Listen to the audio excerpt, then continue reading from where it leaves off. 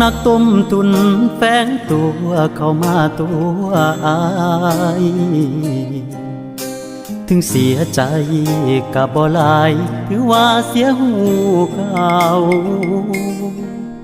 หากคนทำร้ายอายเป็นโจรเจ็บบ่โดนก็คงสิเศร้า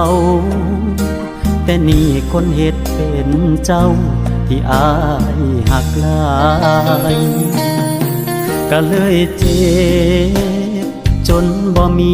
มองสิอยู่เมื่อได้หูเจ้าแอบมีเขาเสียงไว้บอกเคยเฉลียวใจคนทำร้ายอายสิเป็นเจ้าเจ็บกว่าสุยางเมื่อถูกหักหลังจากคนหาเจ็บอีหลีเจ็บคักเมื่อคนอายหากอดกับเขาบ่ได้เจ็บแค่มือนี้คงเจ็บตราบที่ใจเต้นบ่เศร้าแผลหักจากเจ้าคือที่สุดของความเจ็บ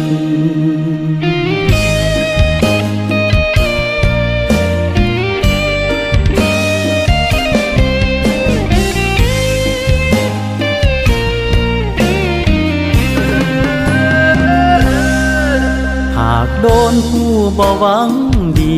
มาดักที่อายคงพอเหตุใจได้อายอาจคิดตาเขาแต่ว่าคนหากันนานมาย้ำเจ็บป่วยป้อนยาป้อนเขาอายยังงงบ่เศร้าคือเหตุการณ์ใดก็เลยเจ็บจนบ่มีมองสิอยู่เมื่อได้หู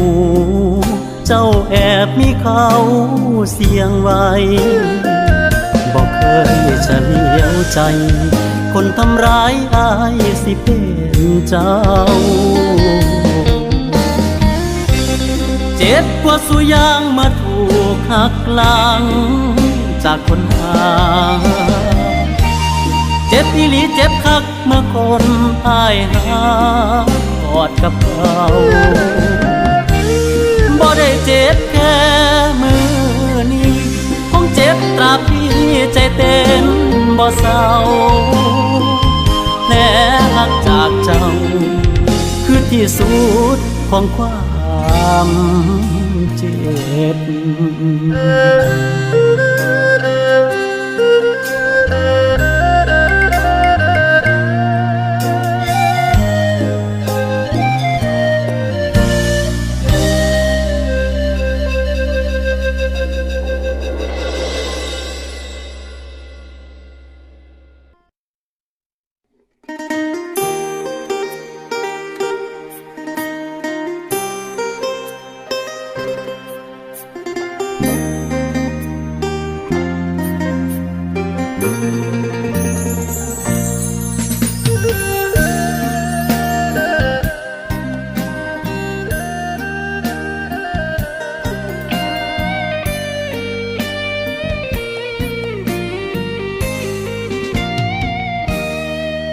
ตั้งแต่วันที่อายนั่งเหงา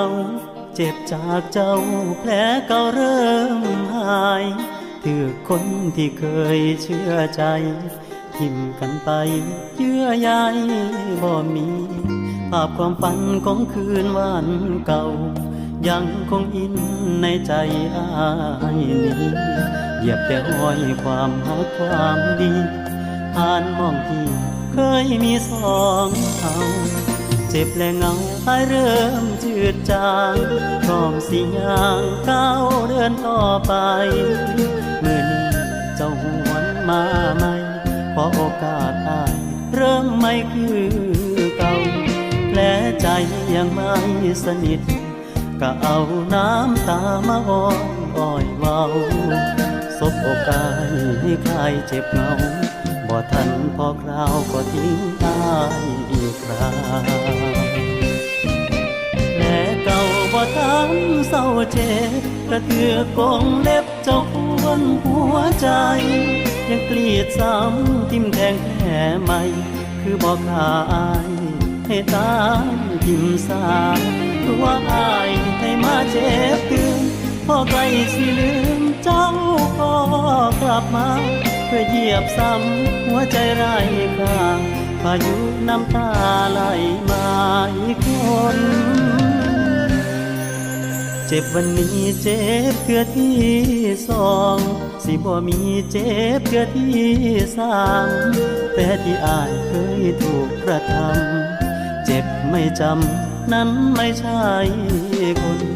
ถูกสนตะพายเป็นควายเจ็บปางตายหัวใจพี่ปนหลอกซ้ำน้ำใจกี่หนอายสิบ่ทนให้คนตัวตื่น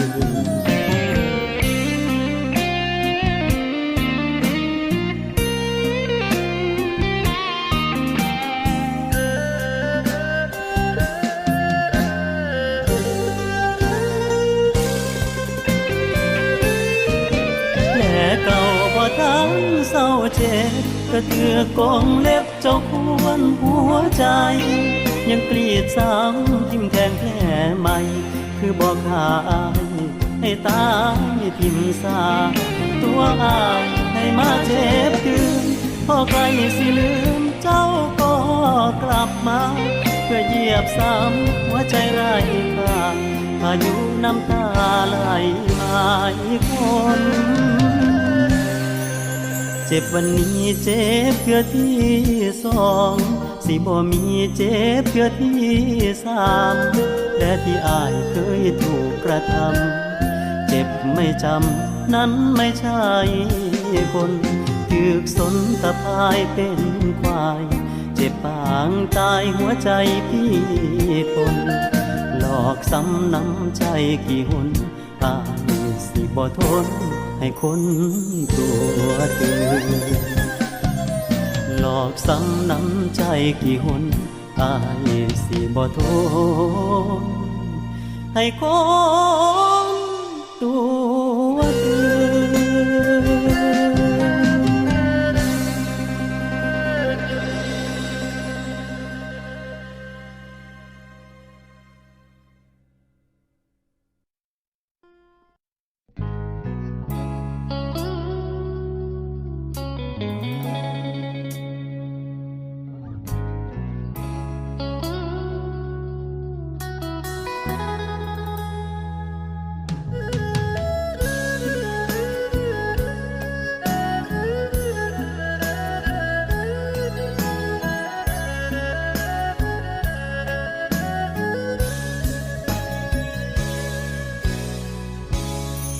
เหมือนคนที่หมดความหมายเมื่อความเดียวดายเข้ามาครอ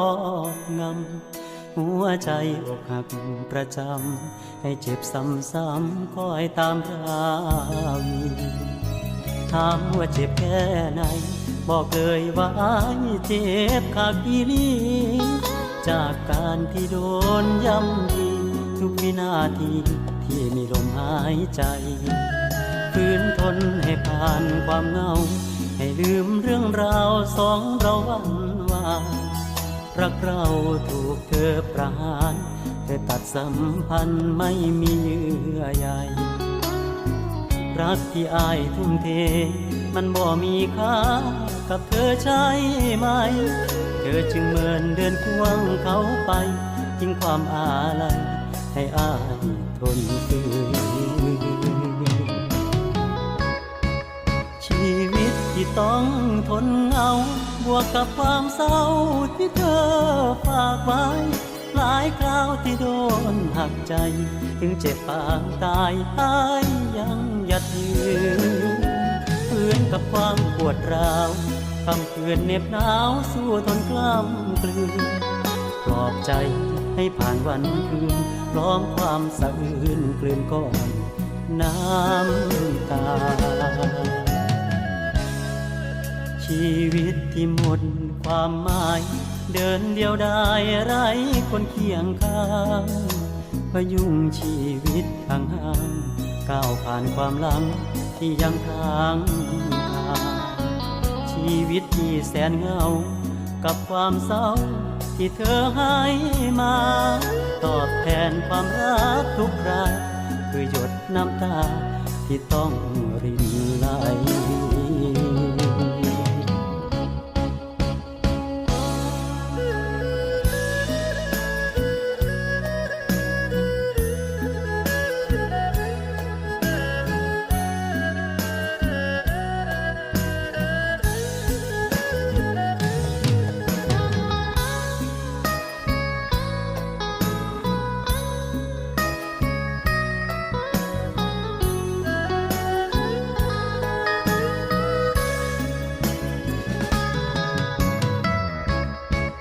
ชีวิตที่ต้องทนเหงา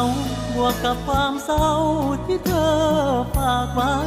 หลายคราวที่โดนหักใจถึงเจ็บปางตายหายยังหยัดยืนฟื้นกับความปวดร้าวคำคืนเหน็บหนาวสู้ทนกล้ำกลืนปลอบใจ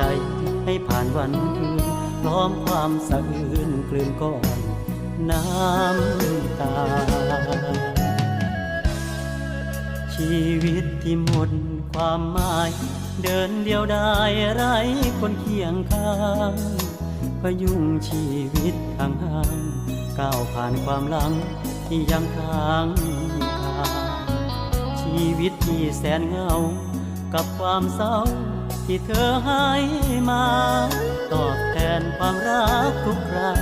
คือหยดน้ำตาที่ต้องรินไหลตอบแทนความรักทุกคราคือกราบน้ำตาที่อายเสียใจ